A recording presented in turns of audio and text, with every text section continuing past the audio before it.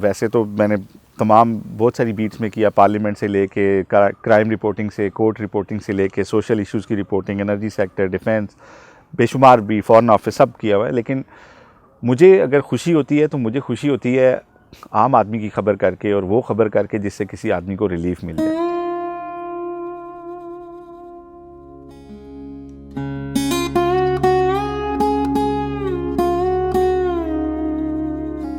ہمارا چیف عوامی سٹاف جو ہے ایک 3 ٹائم پرائم منسٹر کے بارے میں یہ الفاظ کہہ رہا ہے کہ اس کے خلاف جو میں کر رہا ہوں مجھے کرنے دو، مداخلت نہ کرو. اور اس کے D G I S I نے جنرل فیض جو ہے، فیض حمید، انہوں نے یہ بات کہی اس جج کو، جسٹس شوکت عزیز صدیقی کو، جنہوں نے جا کے پنڈی بار میں کہا جی کہ میں اوتھ پہ یہ کہہ رہا ہوں، اور اوتھ یعنی کہ اللہ تعالیٰ کے نام کی اوتھ لی جاتی ہے، کہ اوتھ پہ کہہ رہا ہوں، حلف پہ کہہ رہا ہوں کہ انہوں نے آ کے ڈی جی آئی سے نے مجھے کہا کہ نواز شریف کو اور مریم کو آپ نے رہائی نہیں دینی، اور ورنہ ہماری 2 سال کی محنت ضائع ہو جائے گی. 2 سال سے لگے ہوئے تھے مجھے گرانے کے لیے، مجھے ہٹانے کے لیے، مجھے سزا دلوانے کے لیے، میرے خلاف کیسز بنانے کے لیے. اور وہ کرنل پکڑا گیا رنگے ہاتھوں وہاں جسٹس جج بشیر، محمد بشیر کی عدالت میں. اور کیا کر رہے تھے انہوں نے پوچھا، اس صحافی کو بھی میرا خیال ہے کہ فل مارکس ملنے چاہیے، جنہوں نے بڑی دلیری کے ساتھ پوچھا کہ آپ یہاں کیا کرنے آئے ہیں. اور دوسرا کہ مجھے بھی ذرا، ہمیں بھی یہاں پہ اندر داخلہ دلوا دیں. تو یہ مجھے آپ بتائیں کہ یہ سب کچھ کیا ہے؟ سر آپ کی جج سے ملاقات کیسی رہی؟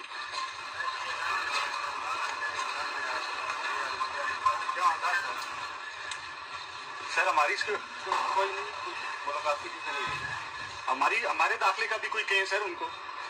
ملاقات نہیں ہوئی. ہوا کچھ اس طرح تھا کہ میاں نواز شریف کے خلاف احتساب عدالت میں جو ہے وہ پروسیڈنگز ہو رہی تھیں ایک کرپشن ریفرنس کی. تو وہاں پہ ایک حساس ادارے کے ایک افسر آئے اور وہ جج صاحب سے ملے. تو میں وہاں پہ موجود تھا. تو وہ جب باہر نکلے تو میں نے موبائل پہ ان کی ویڈیو بنائی اور ان سے سوال کیے کہ آپ کی جج صاحب سے ملاقات جو ہے وہ کیسی رہی. میرے لیے یہ ایک تعجب کی بات تھی کہ ایک انٹیلیجنس ادارے کا افسر جو ہے ایک ایسے جج سے ملے جس کے پاس ایک سیاسی نوعیت کا کیس زیر سماعت ہو. تو جج صاحب کے ضابطہ اخلاق کی خلاف ورزی ہے، انہیں نہیں ملنا چاہیے تھا، ریفیوز کرنا چاہیے تھا اس میٹنگ کو. تو میں جب ان سے سوال کر رہا تھا تو انہوں نے کہا، ڈینائی کیا کہ میری ملاقات ہی نہیں ہوئی. اور پھر انہوں نے وہ ایک ڈائری رکھ لی اپنے منہ پہ. اور وہ ویڈیو میں نے اپنے گروپ کے ایک آفیشیل جو ایک ہمارا گروپ تھا اس کے اندر ڈالی، جہاں سے وہ ڈیلی کی کوریج جاتی تھی. تو وہاں سے کسی بندے نے وہ اس کو سوشل میڈیا پہ بھی ڈال دیا. لیکن وہ جو ایک پاکستان میں آپ کو پتہ ہے کہ وزیر اعظم ہٹائے جاتے ہیں تو جواز بعد میں پیدا کیے جاتے ہیں، پہلے طے کر لیا جاتا ہے کہ انہیں ہٹانا ہے. تو وہ اسی سلسلے کی ایک کڑی تھی. اور خیر وہ کیونکہ ایسی ایک چیز تھی جس کی حساسیت جو تھی وہ کافی زیادہ تھی، تو پھر آپ کو پتہ ہے کہ ہر سچ کی ایک قیمت ہوتی ہے. تو وہ قیمت بہرحال مجھے اس کی دینا پڑی. لیکن یہ ہے کہ میرا ضمیر اس بات پہ مطمئن ہے کہ میں نے کوئی غلط کام نہیں کیا، اور میں نے جو سچ سمجھا، جو حقیقت سمجھی، جو لوگوں کو معلوم ہونی چاہیے تھی وہ انہیں بتائی، انہیں بتانے کی کوشش کی. میرے کسی قسم کے کوئی سیاسی عزائم بھی نہیں تھے، نہ میں کسی کو اچھا یا برا ثابت کرنا چاہتا تھا. بطور جرنلسٹ میری ذمہ داری ہے کہ میں وہ حقائق لوگوں کے سامنے لاؤں اگر میرے سامنے ہوتے ہیں، جو لوگوں کے لیے دلچسپی کا باعث ہیں، جو انہیں ایجوکیٹ کریں گے اور انہیں بتائیں گے کہ چیزوں کو وہ درست فریم میں دیکھیں. تو انہیں سامنے لانا چاہیے، اور آئندہ بھی اگر مجھے کبھی ایسا موقع ملا تو میں ضرور لاؤں. جج صاحب، میرا نام آصف بشیر ہے، میں ایئر وائی نیوز سے ہوں. 2 مئی کو جب یہ واقعہ ہوا تو اس سے تقریباً 16 گھنٹے پہلے اسلام آباد ایئرپورٹ پہ امریکی سفارتخانے کے ڈیفنس اتاشی جو بہت جلدی میں یہاں سے گئے، وہ اپنا موبائل فون یہاں پہ بھول گئے تھے. اور اس میں انہوں نے ایک نمبر پہ میسج کیا تھا جس میں انہوں نے لکھا تھا کہ بن لادن ہیز ڈائیڈ. اور اس نمبر پہ جب وہ ہمارے سیکیورٹی اداروں کے پاس تھا تو بعض ہمارے حساس اداروں سے منسلک لوگوں کے ٹیلی فون بھی آئے.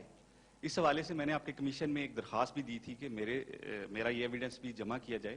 جو بھی میں آپ سے جاننا چاہتا ہوں وہ یہ جاننا چاہتا ہوں کہ آپ نے شکیل آفریدی کو اسٹیٹ کے خلاف ایکٹیویٹیز کرنے پہ انہیں ایف آئی آر کا ان کے خلاف حکم جو ہے وہ جاری کیا ہے. مجھے یہ بتائیں کہ امریکی سفارت خانے کے وہ لوگ جو پاکستان میں جاسوسی سرگرمیوں میں ملوث تھے اور یہاں پہ ایک انلیگل انٹیلیجنس نیٹ ورک بنایا تھا, کیا آپ انہیں سمن کریں گے, انہیں انویسٹیگیٹ کریں گے؟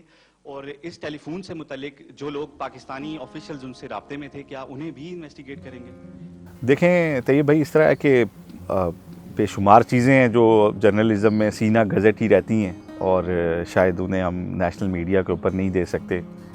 اب یہ سوشل میڈیا ایک ایسی ہمیں ایک فورم مل گیا ہے جس کے اوپر دل کی بات کہی جا سکتی ہے اور لوگوں کو پہنچائی بھی جا سکتی ہے. تو پہلے ہم نجی طور پہ نجی محفلوں میں باتیں کرتے تھے بہت ساری جو شاید ہم ٹی وی پہ یا اخبار میں اس طرح نہیں کہہ سکتے. تو میں یہ دیکھتا ہوں کہ میں نے ویسے تو میں نے تمام بہت ساری بیٹس میں کیا, پارلیمنٹ سے لے کے کرائم رپورٹنگ سے, کورٹ رپورٹنگ سے لے کے سوشل ایشوز کی رپورٹنگ, انرجی سیکٹر, ڈیفینس, بے شمار بھی فورن آفس سب کیا ہوا ہے. لیکن مجھے اگر خوشی ہوتی ہے تو مجھے خوشی ہوتی ہے عام آدمی کی خبر کر کے, اور وہ خبر کر کے جس سے کسی آدمی کو ریلیف مل جائے. تو میں پہلے آپ سے ایک واقعہ شیئر کرنا چاہوں گا کہ جس میں مجھے بڑی خوشی ہوئی. میں ایک اخبار کے ساتھ وابستہ تھا اور مجھے کسی میرے دوست کے تھرو رابطہ کیا ایک ہماری ایسی بہن نے جو 6 بہنوں میں سب سے بڑی تھی.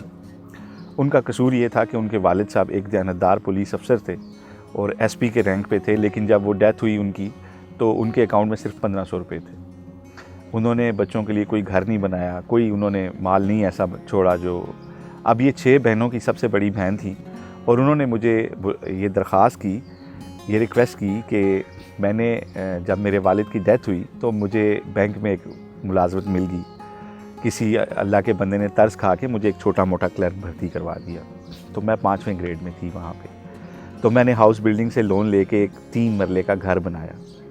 لیکن یہ ہوا کہ پھر ڈاؤن سائزنگ ہوئی, ایک وقت آیا 12-14 سال بعد اور مجھے ڈاؤن سائزنگ میں نکال دیا گیا. تو میرے گھر کی جو قسطیں ہیں وہ میں ادا نہیں کر پائی اور اب مجھے یہ فائنل نوٹس آیا ہوا ہے اور میرا گھر نیلام ہو جائے گا. تو آپ جس بات نے میرے یعنی کہ ہوش گم کیے وہ یہ تھے کہ اس بچی کی خودداری تھی, اس ہماری بہن کی خودداری تھی. وہ میرے سے یہ ریکویسٹ کر رہی تھی کہ میں سرکار سے یا لوگوں سے بھیک نہیں مانگتی, اگر مجھے حکومت یہ اجازت دے دے کہ میں اس گھر کو بیچ سکوں تو میں حکومت کے سارے پیسے دے دوں گی. میں ان سے کچھ بھی نہیں لینا چاہتی. مجھے اگر یہ گھر بیچنے کی اجازت دی جائے تو مجھے پھر بھی کچھ پیسے بچ جائیں گے. اور اس بچی کے یہ الفاظ میرے کانوں میں آج بھی اسی طرح گونج رہے ہیں. اس نے کہا کہ یہ سماج ہمیں ہمارے والد کی دیانتداری کی سزا دے رہا ہے, تو میں کسی سے بھیک نہیں مانگوں گی. تو میرے دل پہ بڑا یعنی کہ مجھے بڑا ہارٹ بلیڈ ہوا کہ یار ہم لوگوں سے یہ توقع تو کرتے ہیں کہ وہ دیانتدار ہوں, لیکن اگر کوئی دیانتدار ہو جائے تو پھر ہم اس کی 6 نسلوں سے بھی انتقام لیتے ہیں اس کی دیانتداری. اور نہ اسٹیٹ آگے آتی ہے, نہ حکومت آتی ہے, نہ سماج آگے آتا ہے, اور ہم صرف تماشا دیکھتے ہیں اس کا بیٹھ کے. وہ بچی یہ کہہ رہی تھی کہ میں ایک شاپ پہ کام کرتی ہوں, منیاری کی شاپ پہ کام کرتی ہوں, صبح 9 سے رات 9 تک, دن کا کھانا ساتھ لے جاتی ہوں اور وہاں پہ واش روم بھی نہیں ہے, میں سارا دن وہاں بیٹھی رہتی ہوں. تو میں نے پھر یہ سٹوری لکھی آ کے اپنے اخبار کے لیے, اور اللہ بھلا کرے طارق کھوسہ صاحب D G National Police Bureau تھے, اگلے دن ان کا مجھے فون آیا تو وہ رو رہے تھے. تو انہوں نے کہا کہ یار مجھے ان بچیوں کا گھر کا ایڈریس دے دیں, ہم ان کو ہیلپ کرنا چاہتے ہیں. تو وہ پھر ایک لمبی سٹوری کو شارٹ کروں گا. نیشنل پولیس بیورو نے 3,17,000 روپے جو ان کے ڈیوز تھے ان کے گھر کے, وہ ہاؤس بلڈنگ کو انہوں نے دیے اور ان کا گھر کلیئر کیا, اور ان بچیوں کے لیے ایک ماہانہ ایک وظیفہ بھی مقرر کیا, اور پھر یہ بھی کمٹ کیا کہ جس بچی کی شادی ہوگی تو اس کی شادی کے لیے ہم آگے آئیں گے, اس کا خرچہ ہم کریں گے. تو اس طرح کی کچھ سٹوریز آپ جب کرتے ہیں نا تو آپ کو بڑی دلی سیٹسفیکشن ہوتی ہے. اور ویسے تو بہت ساری سٹوریز ہیں جو بڑی ہائی لائٹ ہوتی ہیں, لیکن ان میں وہ آپ کو سیٹسفیکشن نہیں ہوتی جو اس طرح کی کچھ سٹوریز پہ ہوتی ہے. صحافت جو ہے میرے نزدیک صحافت کی ویسے تو بہت ساری ڈیفینیشنز ہیں کہ آپ نے وہ 5 Ws والا وہ فارمولہ بھی پڑھا ہوگا, خبر کیا ہوتی ہے. لیکن اگر آپ میرے سے ون لائنر پوچھتے ہیں کہ صحافت کیا ہے, تو میں یہ سمجھتا ہوں کہ آپ ڈاؤن ٹروڈنس کی, محروموں کی, بے کسوں کی اور ان لوگوں کی اگر آپ آواز بنتے ہیں جن کی آواز نہیں ہوتی یا جن کی آواز ارباب اقتدار کو سنائی نہیں دیتی, ان کی آواز بننا بیسیکلی جرنلزم میں سمجھتا ہوں. لیکن ان کی آواز بننے کا بھی کچھ اس کے بھی کوئی ایک اسلوب ہے, اور اس کے لیے ایک جرنلسٹ کا اپنا ایک سرٹن نالج ہونا چاہیے, چیزوں کے بارے میں انڈرسٹینڈنگ ہونی چاہیے, اور پھر کہنے کا سلیقہ بھی ہونا چاہیے. اور جب آپ سچ بولیں گے اور وہ آوازیں جو کہ نہیں سننا چاہتے ارباب اختیار وہ سنائیں گے, تو پھر اس کی قیمت دینے کے لیے بھی آپ تیار رہیں, کیونکہ سچ بات کہنا مشکل بھی ہے اور اس کی قیمت بھی دینی پڑتی ہے. اور شاید اسی لیے افضل جہاد کہا گیا ہے سچی بات جابر حکمران کے سامنے کہنے کو. بیسیکلی اگر ہم باہر کبھی جاتے ہیں تو دیکھتے ہیں کہ سوشل ایشوز جو ہوتے ہیں وہ ہیڈ لائنز ہوتی ہیں, اور کسی قتل کا فالو اپ ہوتا ہے 1 سال کے بعد لیڈ سٹوری اخبار کی. ہمارے ہاں ابھی پاکستان بننے کو 75 سال ہونے والے ہیں, ہم نے ابھی تک یہ نہیں سیکھا کہ جج کیسے اپوائنٹ کرنا ہے. ہمارے ہاں ڈیموکریسی استحکام نہیں پا سکی آج تک, ہمارے ہاں بنیادی نوعیت کے مسائل حل نہیں ہو سکے. تو اور زیادہ ضرورت تھی جرنلزم کے سوشل ایشوز پہ کی جاتی, عام آدمی کے مسائل کو سامنے لایا جاتا, اور وہ آوازیں جو میں نے کہا کہ اوپر سنائی نہیں دیتی یا ان کی طرف دیکھنا پسند نہیں کیا جاتا, انہیں ہائی لائٹ کیا جاتا. لیکن کیا ہوا کہ ہمارے میڈیا نے خواص کو ہی میڈیا پر بھی دکھانا شروع کر دیا. یہی وجہ ہے کہ آپ دیکھیں جب بھی کوئی ایسا اخبار آتا ہے جو عام آدمی کی خبریں کرتا ہے, جب بھی کوئی ایسا ٹی وی آتا ہے جو عام آدمی کے ایشوز کو سامنے لاتا ہے, تو وہ اپنی سپیس پیدا کر لیتا ہے. کیوں کہ لوگ سننا چاہتے ہیں اپنے ایشوز کو, لوگ سننا چاہتے ہیں اپنے مسائل کو کہ کوئی ہائی لائٹ کرے اسے. تو یہی وجہ ہے کہ آپ دیکھیں کہ اگر آپ اخباری صنعت میں دیکھیں تو جب خبریں اخبار آیا تھا تو وہ چلا گیا اور لائن میں بیٹھے ہوئے, اسپتال میں بیٹھے ہوئے لوگوں کو اس نے انٹرویو کیا, اس نے ریڑھی والے کو چھاپا, تو لوگوں نے اسے پذیرائی دی. تو جرنلزم جو ہے وہ بیسیکلی تو عام آدمی کی آواز بننا ہے, اور اس کا ایک پورشن ہوتا ہے کہ خواص کیا کر رہے ہیں. لیکن یہ بدقسمتی ہے کہ ہمارے ہاں اسٹیٹمنٹ اورینٹڈ جرنلزم ہو رہی ہے. آپ اخباروں کے فرنٹ اور بیک پیج دیکھیں تو وہاں عام آدمی کے مسائل نہیں ملتے, اور مجھے نہیں معلوم کہ ہمارے میڈیا مینیجرز جو ہیں ان کو آج تک یہ بات کیوں سمجھ نہیں آتی کہ اخبار پہ عام آدمی کا بھی حق ہے, عام پاکستانی کا بھی حق ہے, اس کے مسائل کا بھی حق ہے. لیکن وہ مسائل اگر آتے بھی ہیں تو وہ اندر کے صفحات پہ جگہ پاتے ہیں, اور یہ المیہ ہے, یہ بڑا رائٹلی آپ نے پوائنٹ آؤٹ کیا ہے. ہماری جرنلزم کا فوکس عام آدمی نہیں ہے. 1 اور 2 مئی کی درمیانی رات ایبٹ آباد کے حساس علاقے میں ہونے والے امریکی میرینز کے آپریشن کے بعد یہ بحث عام ہے کہ کیا یہ آپریشن پاکستانی اتھارٹیز کے تعاون سے ممکن ہوا یا پھر امریکہ نے پاکستان کو اس حوالے سے لا علم رکھا. دونوں ممالک متفق ہیں کہ آپریشن امریکی فورسز نہیں کیا, تاہم کیا پاکستان نے اس حوالے سے کوئی انٹیلیجنس معلومات فراہم کی تھیں یا نہیں, یہ سوال زیادہ اہم ہے. آپ کو یاد ہوگا 2 مئی کا جو آپریشن ہوا تھا پاکستان میں, اس میں اسامہ بن لادن کو جب یہاں سے وہ لے کے گئے تھے, تو اس کے بعد یہاں پہ جو CIA کے اسٹیشن چیف تھے مارک کیلٹن, جنہوں نے وہ سارا گراؤنڈ پہ وہ ایگزیکیوٹ کی تھی چیزیں آپریشن سے پہلے کی, اور ساری وہ اس آپریشن کا کی آدمی تھا. تو میں نے ان کا نام جو ہے اپنی ایک سٹوری میں وہ ڈسکلوز کیا تھا جب ان کی ہمارے DGI کے ساتھ میٹنگ ہوئی, اور اس میں بڑا ہارش ورڈز کا تبادلہ ہوا, اور دونوں ایجنسیوں کا جو انٹیلیجنس شیئرنگ تھی وہ بریک ہو گئی. تو یہ سٹوری جب میں نے بریک کی تو اس میں ان کا نام بھی میں نے دیا تھا, اور اس سٹوری کو تمام انٹرنیشنل میڈیا جو تھا اس نے پرنٹ, الیکٹرانک, BBC, CNN سے لے کے اور Washington post, new York Times, wire services ساری جتنی تھیں سب نے لفٹ کیا تھا. تو انہیں پھر مارک کیلٹن کو یہاں سے جانا بھی پڑا تھا, ان کی شناخت جو تھی وہ ایکسپوز ہو گئی تھی. اور اس کے علاوہ یہ ہوا تھا کہ میں جس چینل میں کام کر رہا تھا وہاں پہ اس کے ساتھ بہت سارے انٹرنیشنل جو ہیں میڈیا ہاؤسز, انہوں نے ایگریمنٹس کیے تھے نیوز اور فوٹیجز کی شیئرنگ کے. تو وہ بڑی خبر تھی میرے کیریئر کی. میں یہ سمجھتا ہوں کہ فارن پالیسی شاید ایک ایسا شعبہ ہے جس میں جرنلسٹ کو اسٹیٹ کے ساتھ یا حکومت کے ساتھ الائن ہونا چاہیے, اور اس میں پھر ہم اختلاف بند کمرے میں کرتے ہیں, لیکن اپنی جو خبر ہوتی ہے اس میں ہم ہمیشہ حکومت کے ساتھ کھڑے ہوتے ہیں فارن پالیسی میں, اور اسٹیٹ کے ساتھ کھڑے ہوتے ہیں, اپنی اسٹیٹ کے ساتھ, کیونکہ اسٹیٹ کا جو مفاد ہے وہ عام آدمی کا مفاد ہے جو اس پہ, اور یہ ایک اگر آپ کی اسٹیٹ کہیں کسی باہر ملک میں ظلم نہیں کر رہی تو اس کے علاوہ کوئی گنجائش نہیں ہے کہ آپ فارن پالیسی میں اسٹیٹ کے ساتھ نہ کھڑیں. طیب آپ کو پتہ ہی ہے کہ میڈیا جو ہے یہ ایک مشنری میڈیا ہوتا تھا اور یہ سر پھرے لوگوں کا کام ہوتا تھا, سماج سدھارنے والے لوگوں کا کام ہوتا تھا. یہ کوئی جاب نہیں ہوتی تھی, یہ کوئی بزنس نہیں ہوتا تھا. لیکن وقت کے ساتھ جب باقی چیزیں کمرشل ہوئیں تو انفارچونیٹلی میڈیا بھی کمرشل ہو گیا اور اس وقت ہم ایک کمرشل میڈیا کے اندر کام کرتے ہیں.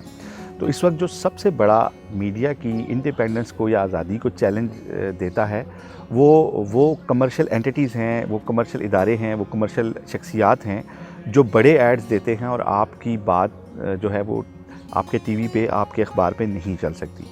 دیکھیں میں ایک ایسے ملک میں رہتا ہوں جہاں پہ ایک بہت بڑا پراپرٹی ٹائکون ہے جس کے بارے میں ایک ٹکر کسی چینل پہ نہیں چلتا, جس کے بارے میں ایک سنگل کالم خبر نہیں آتی. اگر اس کا کسی بندے سے ڈسپیوٹ ہو جائے تو دوسرے بندے کی خبر نہیں آئے گی. تو ایک تو میڈیا کو یہ بہت بڑا چیلنج ہے میڈیا کے لیے. دوسرا جو چیلنج ہے انفارچونیٹلی ایک سیکیورٹی اسٹیٹ کے اندر رہتا ہوں میں جہاں پہ جو ہے سیکیورٹی مائنڈ سیٹ ڈیسیژن کرتا ہے ملک کے مستقبل کے. وہاں پہ اگر آپ ایک سرٹن لمٹ سے زیادہ آزادی لینے کی کوشش کریں گے تو پھر آپ کے اوپر کربز بھی لگائی جائیں گی اور آپ کو جو ہے وہ آپ کو الائن بھی کیا جائے گا اپنے ساتھ اور اس کے لیے سارے طریقے اختیار کیے جائیں گے. اس کے علاوہ میں ایک ایسے ملک میں بھی رہتا ہوں جہاں پہ طالبان بھی اپنی کارروائیاں کرتے ہیں. اور انفارچونیٹلی ایک ایشو یہ بھی ہے کہ ہمارے ہاں پاکستان کے اندر عدلیہ بھی جو ہے وہ بھی گیلری سے پلے کرتی ہے. وہ بھی وہ فیصلوں سے اپنے سے کم جو ہے وہ ثابت کرتے ہیں باتوں کو, وہ اپنے ریمارکس کے ذریعے میڈیا کی ہیڈ لائنز بنواتے ہیں. میں دیکھتا ہوں کہ پاکستان میں بہت سارا جو ظلم ہے وہ عدالتوں کے اندر ہوتا ہے. میں نے اپنی ان آنکھوں سے سب سے زیادہ ظلم جہاں پہ ہوتے دیکھا وہ عدالتیں ہیں. میں نے اتنا ظلم باہر ہوتے نہیں دیکھا جتنا عدالتوں میں ہوتے دیکھا ہے. میں نے اتنا جھوٹ لوگوں کو باہر بولتے نہیں دیکھا جتنا عدالتوں میں بولتے دیکھا ہے. تو میں یہ سمجھتا ہوں کہ یہ سارے ایلیمنٹس جو ہیں آپ کو سچ بولنے سے روکتے بھی ہیں, ڈراتے بھی ہیں اور سم ٹائمز آپ کو قیمت چکانی بھی پڑتی ہے, وہ قیمت دینی بھی پڑتی ہے جو آپ نے کبھی سچ بولا ہوتا ہے.